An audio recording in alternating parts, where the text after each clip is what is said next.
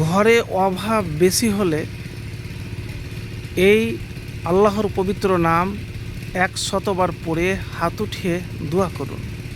দোয়া যদি কবুল হয় তাহলে অভাব অনটন ঘর থেকে বিদায় নেবে, রিজিকের দরজা খুলে যাবে, অভাবের দরজা বন্ধ হবে, সারা জীবন ধনী হয়ে থাকবেন।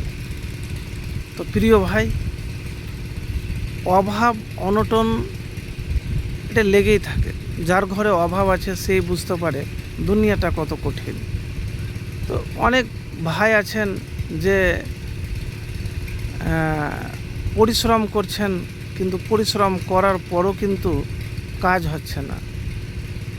মানে কীরকম যে অনেক কাজও করছেন কিন্তু রুজি রোজগারে বরকত নাই, বা অভাবই দূর হয় না, বালা মুসিবত দূর হয় না। তো আমি এতটুকুন বলবো যে আপনি যখন খুব অভাবে থাকবেন পরিশ্রমটা বাদ দিবেন না, হতাশ হবেন না ভাই। দেখেন, দুয়াতি তকদির বদলে দেয়। আপনাকে কোনো উল্টাপাল্টা আমলের কথা বলবো না। হ্যাঁ, তবে ইয়া জাল জালালি ওয়াল ইকরাম এই আল্লাহর পবিত্র নামটি বেশি করে পড়বেন। আমি 100বার বলেছি, আপনি যতবার করতে পারেন, কমও করতে পারেন, বেশি করতে পারেন। এবার আমি একটি দুয়ার কথা বলবো।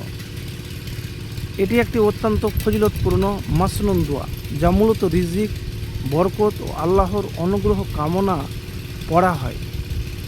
এই দোয়াটি নবীজি সাল্লাল্লাহু আলাইহি সাল্লামের শিখানো দোয়া। কি দোয়া? আল্লাহুম্মা ইন্নী আসআলুকা মিন ফাজলিকা ওয়া রাহমাতিকা ফাইন্নাহু লা ইয়ামলিকুহা ইল্লা আনতা।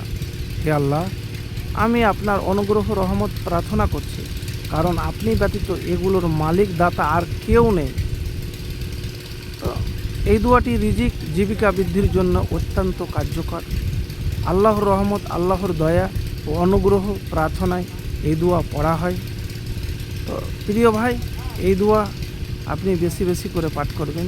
যে কোনো সময়, বিশেষ করে ব্যবসা বা জীবিকা উপার্জনের পূর্বে এই দোয়া পাঠ করবেন। এটি আল্লাহর ওপর ভরসা রেখে তার বিশেষ অনুগ্রহ, ফাজল, রহমত চাওয়ার একটি সুন্দর দোয়া।